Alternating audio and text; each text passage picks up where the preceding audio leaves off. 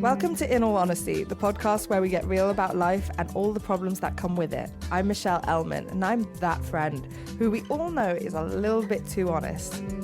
You might not come to me when you get back together with your ex, but I'll be there for you when it all goes tits up. Welcome back to In All Honesty. It's been quite a few years, and I'm so excited to be back because I really miss talking to you guys. And I guess the place to start is what's going on in my life. It's been quite a rocky few months. And for those of you who don't know, I was engaged and I shortly found out the day that I announced it on my Instagram that he had been cheating on me with someone who followed me. Ironically, with someone who'd read all my books. And the reason why I saw that DM that day is because she'd messaged me in the past. And my whole world came crashing down in less than 24 hours. It has become quite a media storm since, so you've probably heard bits of the story, but you definitely don't know the full story. So if we go back to April, I was in the country. I had been writing my book and it hadn't been going as smoothly as I wanted, so I had decided to leave London to focus on my book for a few weeks. And my boyfriend was popping in and out, having to go into the office, but then coming to join me as much as he could. And it was a Saturday morning, and one of my favorite things to do is paddleboarding. So we had decided the first thing we were going to do is go paddleboarding. I put on my raggedy painting shirt and my tiny shorts that I've had for way too long. And it was a normal Saturday morning, except I just felt really scared from the moment I woke up. I actually even remember looking in the mirror that morning and noticing my whole forehead had broken out in spots, which from a spirituality point of view is actually your third eye. And I remember noticing it going, something weird is happening. And even as I was putting on my clothes, I remember having this feeling, and I like to think I'm quite an intuitive person. But as we were loading up the truck with the boards and everything just felt a little bit off and I wasn't sure why. And we drove up to the paddleboarding lake, which is actually my favorite place in the world. And I think the sad part about all of this happening since is I've actually never been able to tell you the proposal story because it was one of the best days, and it's sad to not be able to look back on it and have that happiness now because it is so tinged with sadness. But I remember going on the paddleboard, and it hadn't been warm for a while, so I actually don't think I'd been paddleboarding in months. And I wouldn't let go of the dock. There's a pole on the dock that helps you get on the paddleboard. And usually I'm a little bit scared when I'm standing for the first time, but I wasn't even standing, I was sitting on the board. And I remember my boyfriend being like, "Why won't you let go of the dock?" And I was like, "I don't know. I just feel really scared." Eventually, he convinced me to do one round around the lake. And then I did. And then I just kept going, well, maybe I don't like paddleboarding anymore. And I think it was my brain trying to make sense of it and what I was feeling in my body. And eventually we decided to get out of the lake. And as we were getting out of the lake, I remember he was hesitating around the back. And I went around the truck and was like, "What are you doing?" And it was like time slowed down. I saw him reach for his pocket, come round. And there was this moment where I caught the look on his face and he looked so scared. And then he hesitated because he didn't know which knee to go down on. And it was like slow motion, his hand reaching into his pocket. And as he was going down, I just had that moment of, oh, he's going to propose. He had planned this whole speech and then couldn't remember any of it and was like, "I need my phone." And I'd read out this speech talking about how I already think I'm the center of attention, but what I don't know is that I'm the center of his universe. He actually spoke about how every day with me is his favorite day and that he looks forward to having a favorite day for the rest of his life. And I think it's just really sad looking back on that because I believed it, and in some ways I probably still do believe it. But it was the perfect proposal because it was just us. There was no one else around. It was authentic. I loved the fact that I was in this messy painting shirt and these raggedy shorts and that we were half soaked from the paddle boards. I love that it was in the mud behind a truck. And I think what's beautiful about a proposal is that when it's done in the right way, it's also that feeling of being so known by a person that they know the way that you would like it, even if it's not the picture perfect Instagram way. We had this whole plan that we weren't going to tell anyone. And of course, me being me, we ran back to the house and I told everyone within 2 seconds. I remember someone had made lunch and we'd had sausage rolls on the table. And I kept reaching for the sausage rolls, being like, oh, I think I'll have one, showing my hand like over and over to see if they would notice the ring. We watched Grey's Anatomy. We were on FaceTime to most of our friends and family that day. And then it was the following morning. And because my family live in Hong Kong, the only people we hadn't told were my family because they had been asleep by the time we were engaged. And so we told them in the morning. And right after I told my dad, I decided I was going to post on Instagram. Now, I'd never posted my boyfriend on Instagram, and it wasn't a conscious decision to keep him private. It was actually just a feeling of being really protective of him. I've had negative comments over the course of the last decade of being a content creator, but actually someone saying something negative about my partner was so terrifying to me that I never really wanted to put him in that position.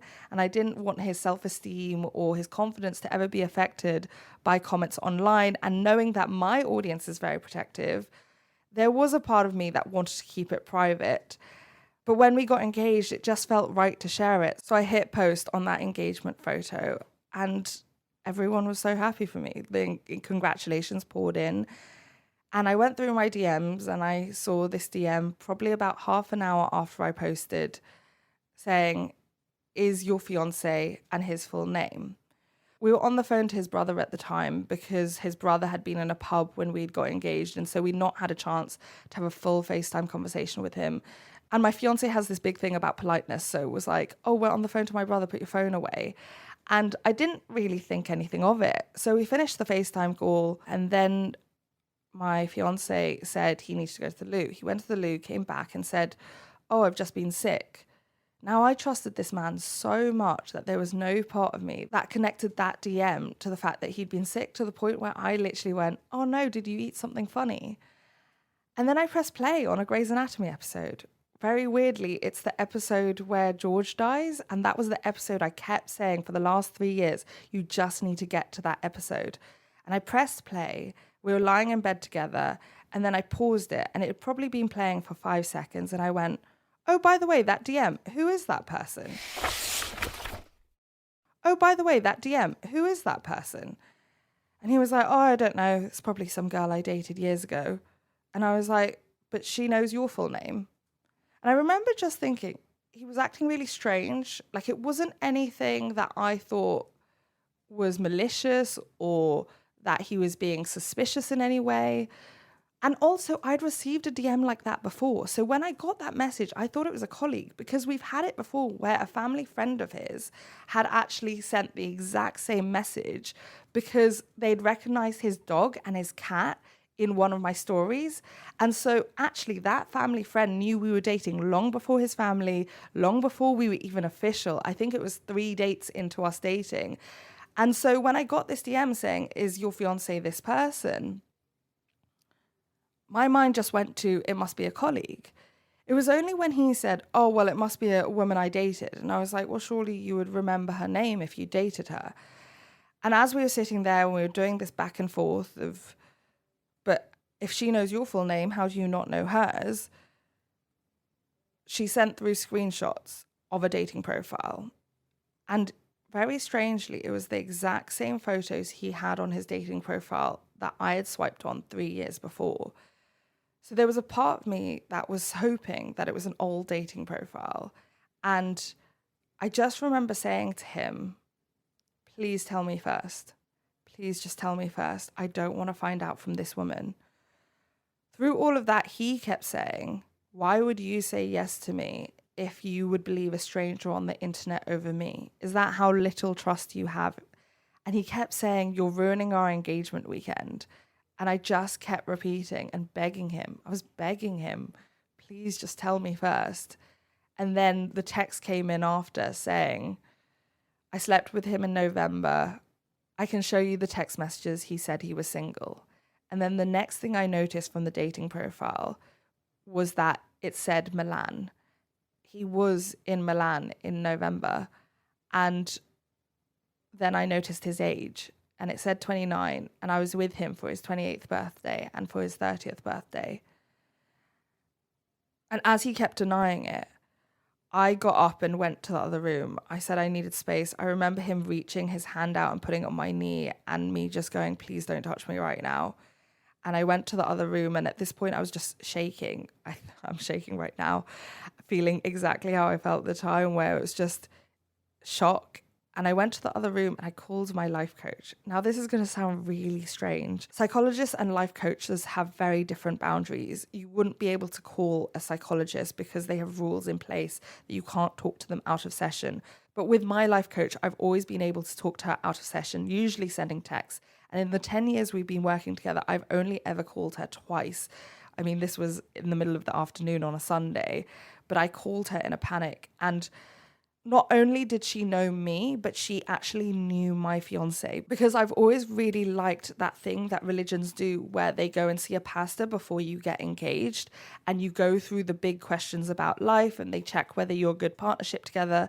But because I'm not a religious person, about a year before, I said to my partner, I always saw that as my future, that I would be having joint sessions with my partner one day. I really believe in maintenance over repairs. So she'd been seeing my partner for over a year as well. So I called her in a panic. At this point, I was completely in tears, sitting in this other room, just shaking, telling her what was happening. And she said, where is he? And I said, he's in the bedroom.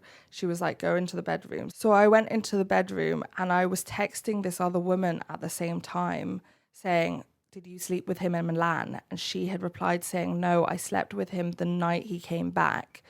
And I said, he's denying it. Can you send me any proof? I believe you. I just need some evidence.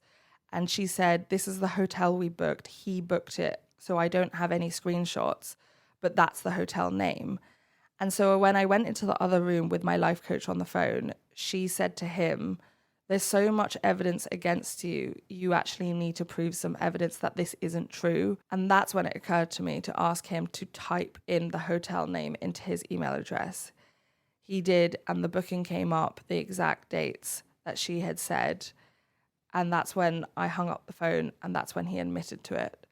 And then he admitted to another woman in Paris a month before. In total, he cheated on me with 3 women. Many more if you count all the messages on dating apps, but he'd gone on dates and slept with 3 women. And he eventually admitted to the 3rd one by the end of the day. But in that moment, he admitted to 2. And I just remember breaking down. Yesterday, one of my friends who was actually in the house at the time said there was this animalistic cry through the house. And she was so scared by it, she actually didn't come up to check what was happening, because it sounded like an animal wailing through the house. I won't lie, everything after that kind of goes a little bit blurry, but I remember going to the other room and calling my sister and her not picking up, ending up calling her husband. I feel really bad for her husband picking up that call, but it was just me wailing down the other end of the phone saying, he's cheated, he's cheated. And then the next thing I remember was out that window, you could see the front door, and I could see him walking out the front door.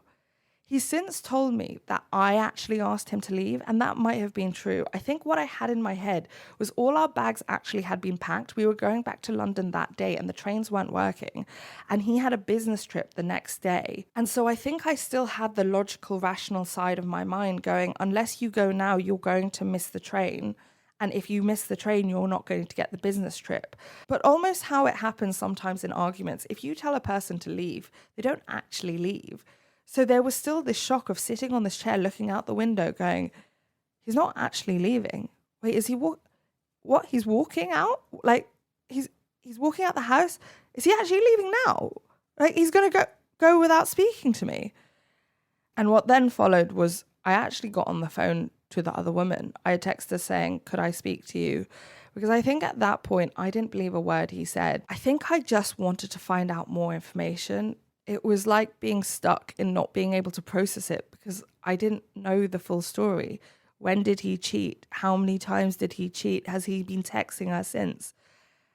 And because he left, I couldn't ask him those questions. So I messaged the other woman and asked if I could speak to her. And she filled me in. She actually sent me a video screenshot of every single text between them. And she told me that they'd slept together in November. It was one night. She's never seen him since, but that they have been texting, and he did ask to meet up with her in January. By that point, she was in a relationship, so she had said no. But on the screenshot, I saw him saying, well, even if you break up in a few months from now, please do reach out. So there is a really big part of me that knows that I don't think he would have stopped cheating. I actually think the next time he would have cheated on me was on that business trip the next day, on that Monday when he was going to Madrid. But that whole day was very much piecing together information, making it make sense in my head, looking at the dates, figuring out that actually the date he cheated on me was the first time in Paris, was the day after his cousin's wedding and the day before we went on a family holiday together. That the first time he messaged her was the night we went ring shopping. And it was details like that that just break your heart. And I think it sends you into a like, how much of what I've lived through is real? Was it real before he started cheating? Could it still be real while he was cheating? The main thing my life coach told me that day was do not make any big decisions. So I was very cautious about who I spoke to, and I only spoke to two people, my sister and the friend who I thought would be most understanding. She was going through a breakup as well, and I thought she would have the most nuance. The friends I did not speak to were the ones who I knew would absolutely hate him, because if there was even a 2% chance of staying, I knew they couldn't know. And so those were the only two friends I spoke to that day. I don't even know if spoke to was the right word, because I think majority of it was crying and sobbing. I remember feeling so physically nauseous. And then there was a part of me that had this weird feeling of, I still want to check he's okay, because if he'd ever gone on a trip on a train before, I would be asking about his train time. What time are you getting on the train? And so I did end up calling him that day. I called him a few times. Again, it was largely trying to find information. I remember not eating all day. I remember only being able to sleep for 1 hour that night. And then it was about 4 o'clock in the morning when I needed to talk to someone. And the only person who would be awake at 4 o'clock in the morning was my dad. The issue is the last person I could tell was my dad, because I knew the moment I told my dad, there was no way I was staying. And I remember lying there in bed being like, why am I protecting him? The only reason I wouldn't tell my dad is because my dad can't hate him if I stay. And I think that was the moment I knew there was no part of me that was staying. We'd been trying for a baby since December. And I remember asking myself, if ending this relationship means that you are never going to have a child, would you rather never have a child or have a child with him? And there was just this really big voice in my head saying, I don't want to bring another version of him into this world. And that was the thing that weirdly made me decide that it was over. So I called my dad, I told him, and then that day was just trying to get myself back to London. I remember the whole 3-hour journey. I just cried the entire way back.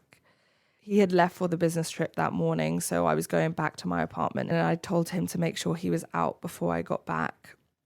And all my friends came over that evening because I couldn't bear the idea of staying in that apartment alone. I mean, through all of this, I was still getting congratulations texts, and I remember arriving to my front door and seeing 3 bouquets of flowers saying congratulations when I arrived.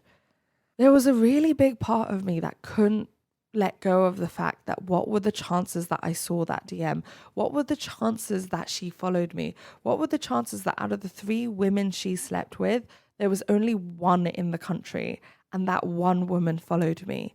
And not only that, That was the day I got engaged. Can you imagine how many DMs I was getting? The reason why I saw her DM is because she DM'd me in May 2021 before I'd even met him, saying how much she loved my books and how much her books had helped her and how she recommends it to all her friends. And because I'd replied saying thank you, her DM had come into the section where all my friends and family's messages come into. There was something about that DM that really tapped into my spiritual side of it felt like something was protecting me. It felt like I was meant to find out. And yes, finding out the day after you get engaged is awful. But that morning, I remember he was upset that I had shared it because he kept saying, you said you'd wait until we were married. And I just kept thinking, can you imagine if I'd waited until we were married? The day after we got married, I would share a wedding photo and then finding out then. I think it also made it easier knowing I wasn't going to stay because trying to understand him and his mentality was no longer my responsibility. There were a number of reasons why I knew I wasn't going to stay, whether it be the fact that he didn't tell me himself, the fact it was 3 times, the fact it wasn't a drunken mistake. It was a very intentional, deliberate choice to go on dating apps 3 times. The fact that he definitely didn't want me to find out. There are some people who cheat because they want out of the relationship, but those people who cheat like that leave evidence everywhere for you to find. And there was no evidence. He deleted it all. The only evidence was that one hotel confirmation. And then there was a really big part of me that knew I had to deal with it publicly because I'd announced my engagement. I'd shared his photo finally after 3 years. And very strangely, I was starting at a new agency the very next day and I was having my first meeting with them. And I called my publicist that Monday morning and asked her to come along because I've known my publicist for years. I said, I need to have this meeting. And she kept saying, you should cancel the meeting. This isn't important right now. But there's a really big part of me that doesn't let myself emotionally break down if logically and rationally I know I have something to sort. So I decided to keep that meeting in the diary, have that meeting so that they could look after anything that came in over the next month. And then I went to my sister's. I knew I couldn't be alone for the next week. And I spent most of that week crying, painting because I couldn't read or watch TV. And then very strangely, because I thought I was going to be pregnant soon, I'd booked this solo trip for the very next week. And everyone in my life told me to cancel it, that I shouldn't be alone. But there was a part of me that thought that might be the most healing thing for me, that actually if I threw myself into the deep end of being alone, it would give me the perfect place to break down. And so I ended up going on the solo trip. It wasn't the pre-baby trip I thought it would be, but it most definitely was the break from my life that I needed and the place where I did a lot of my crying and healing, trying to make sense of what had just happened to me. I don't think I quite know how this is going to impact my life. I definitely know there are probably going to be trust issues in the future. But for right now, I'm doing okay. I have shocked myself because I know I'm strong, but I've never seen the strength in me that I've had for the last few months. And there's something quite amazing about waking up each morning and like being so proud of yourself and impressing yourself every day. And the public aspect of it, I waited 3 weeks to announce it. And when I did not expect the attention that it got. But part of me thinks that attention happened because there are so many women living in shame around being cheated on, thinking that that means they're worthless, not beautiful enough, not good enough. And you know what? Fuck that. Because it's not your shame, it's his. And you didn't do anything wrong. And even if your relationship was crap, then he could have ended it. There is no reason in the world to betray someone like that. And frankly, it's cowardice. The fact that he couldn't actually face me and tell me what he'd done and waited for someone else to tell me. But I'm so glad I know. I have found my feet in the dating world again, and I've actually forgot how much I miss being single, which has been a lovely, lovely thing to return back to. I think the fact that I always loved being single has been a really safe place to land through all of this. And I'll keep filling you in as my life unfolds and I find my feet with all of it. But it's been nice to be able to share my proposal story because that was a very happy memory. And as much as it's very different now looking back on it, I am trying to preserve the positives in the relationship. I don't think it's helpful looking back and demonizing every aspect of the last 3 years. But we're moving on. We're moving forward. We're welcoming back the podcast, which I've wanted for so many years and I'm very excited about. And as more lessons and learnings come along the way, I'll be filling you in. But I hope that's answered some of the questions that you've had about what actually happened, where it happened, how I found out, how he reacted, how he's reacted since. Is he wants me back. He will do anything to take me back, but I'm not going back. I've moved on. Thank you so much for listening, and I'll be back next week with a brand new episode. Follow, subscribe, and if you like this episode, then leave us a review as well.